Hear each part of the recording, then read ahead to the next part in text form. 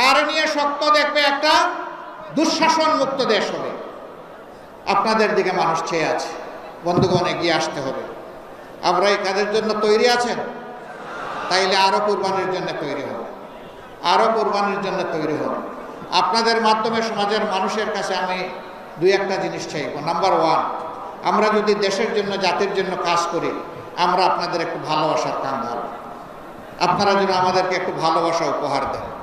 Number two, ভালোবাসার সাথে আপনাদের জন্য একটু সমর্থন এবং সহযোগিতা পাই। নাম্বার থ্রি, সমর্থন সহযোগিতার পাশাপাশি জাতীয় চ্যালেঞ্জ মোকাবিলায় আপনাদেরকে যেন আমরা আমাদের পাশে পাই। নাম্বার ফোর, এই জাতিকে বদলে দেওয়ার জন্য আপনাদের অন্তরে যেন আমাদের জন্য একটা জায়গা পায়। এই চারটা জিনিস যদি দেশবাসী আমাদেরকে উপহার দেন, আমরা দেশবাসীর কাছে চিরকৃতজ্ঞ থাকব।